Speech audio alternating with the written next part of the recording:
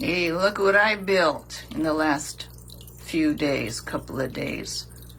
A PVC height adjustable. That means I can adjust how far I want the aquarium to be drained, depending upon how long of a tube. That tube there is not glued in, so I have different lengths of tubes. So if I wanted the tank to drain, I think this is the 50%, 8 gallons, I just put that tube in and it slips into right there, but it's not glued in. So I can use different lengths of tubing. And it's just PVC, 3/4 inch PVC. And this part is glued. There's a T there, glued to a short piece, glued to a 90-degree elbow. And right down here, no glue. So this part is glued, and this part is glued. And this goes down to my, I finally found, this is a hose adapter, so I can attach my Python hose here with the quick connect.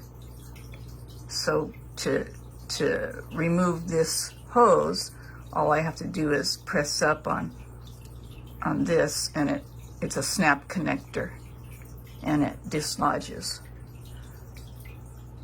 And so I can use that with the gravel siphon tube or anything that I put a quick connector on. But the purpose of this, so here's the tubing. Right now I'm just testing it to see how the siphon works. So to use this, in order to create a siphon, there's a lot of different ways, but I finally found a YouTube video where this is a removable plug, so I can just remove this plug. And then what I do after I remove this plug, let me see if I can do it one-handed here. No, I don't think so. I'll have to stop the video. So here's the plug. This will never be glued, but it just plugs up this hole. And to start the siphon, I just pour water into this until it reaches the top here. And it will go down, and I have to make sure when I'm filling that tube to set the shutoff valve horizontally, because then nothing can go past that point. And so basically I'm just going to be filling up this tube with water from up above, filling the tube with water, and it'll stop here.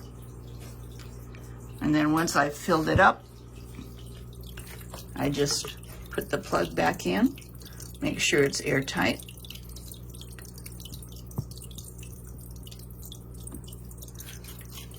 And then what I have is I have my vinyl tubing. This is just for the test. Normally I'll have it going outside. And there's the end of the hose. And it's lower down there than my tank is, so the siphon will work due to gravity. And so with this plugged up and this filled with water, all I have to do is open up this valve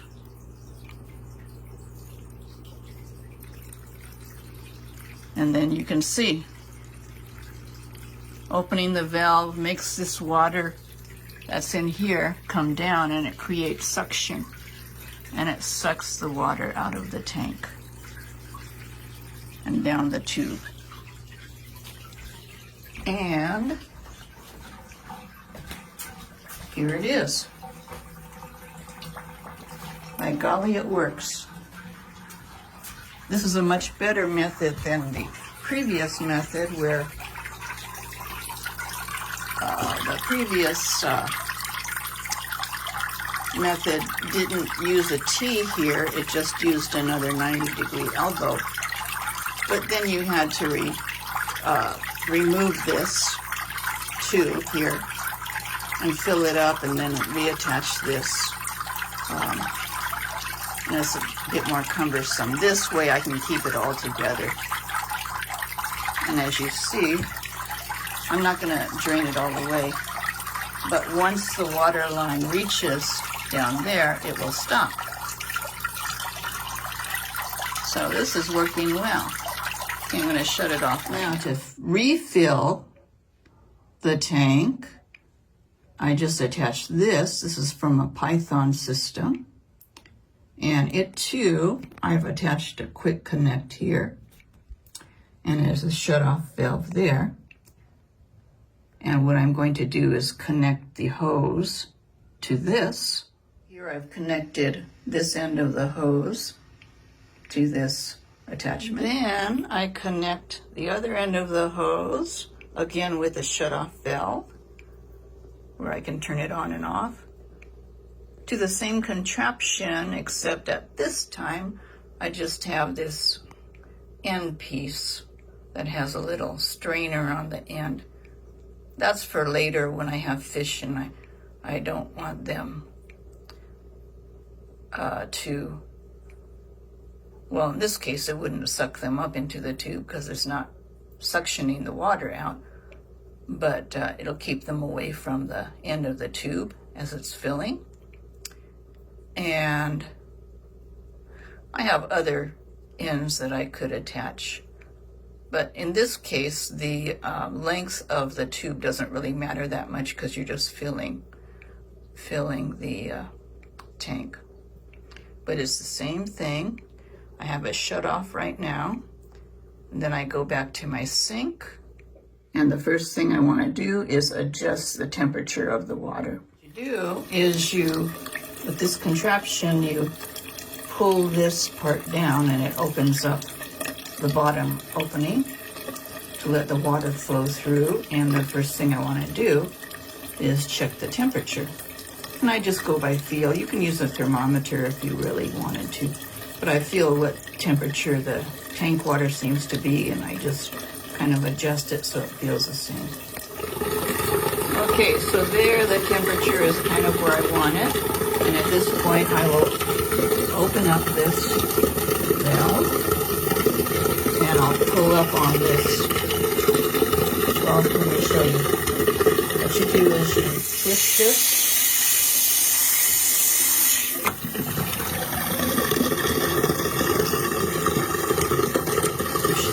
Open up the valve, and then you close that.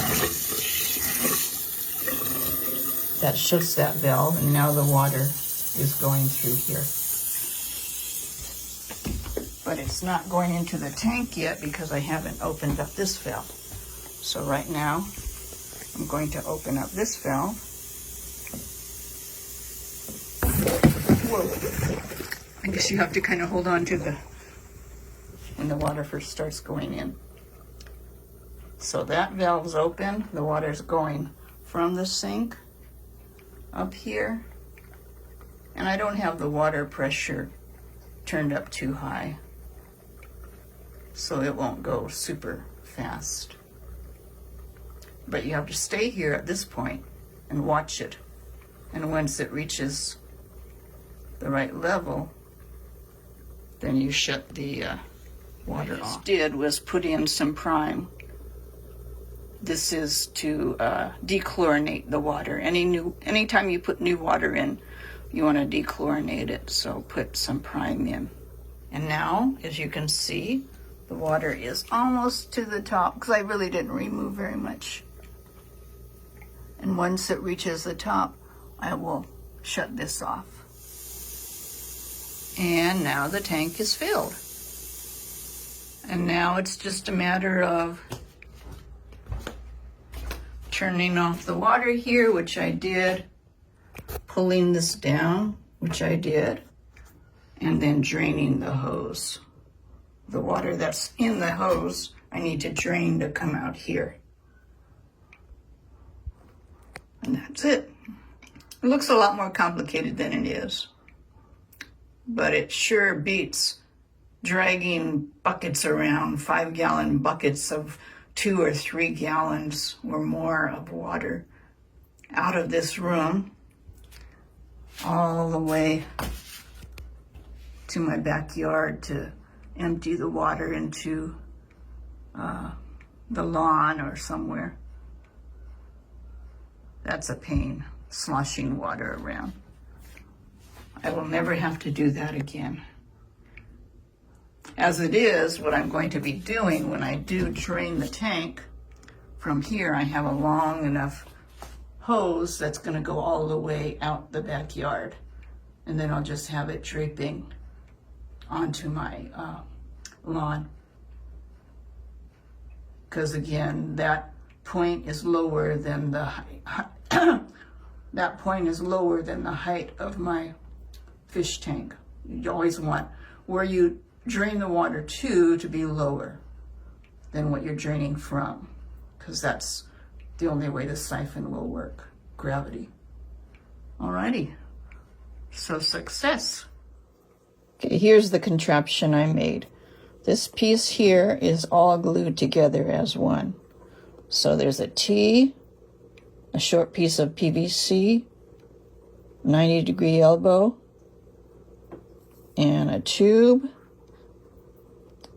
and that's glued to a female hose adapter. And I have a Python quick connect, snap connect into the hose adapter. So these are all glued. This is not glued. This is just a plug that I remove when I'm filling this tube with water. And then after I filled it with water, I plug it. And then these are all the various lengths of PVC, depending on how far down I want to drain the tank. And these go into here, not glued. And then these are the ends. So if I want to use this, that's an end I can use to drain the tank.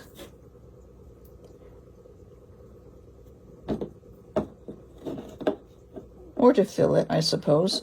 But I like it because then the water comes out the sides and won't go down and disturb the substrate, which is sand in this case. I gotta find a way to plug the ends, or to put a strainer or something on the ends in case I have baby fry. So that's one. Here's another one, and it's just a 90-degree L, and then I stuck this was from an old intake tube from a filter I used to have, and it just happens to fit over that. And so I can use this to either put water in or remove water. And it is a strainer. I haven't tried it yet, but it should keep, baby fry from being sucked in while I'm using it to drain the water. And this is the same concept. So actually, let's see if I can take this off. I made this just this morning, and I could slip this, it's into a coupler. And I can either put this straight down from a tube, without this L, I can do it like that. Or if I wanted to have it go sideways, I can do it that way. So there's a lot of possibilities. And So I'm glad I finally got this done while I'm waiting for my tank to fully cycle. When I'm waiting, after the tank is fully cycled, which is pretty close, I'm going to have to do a 100% water change to get rid of all the sky-high nitrates which have developed.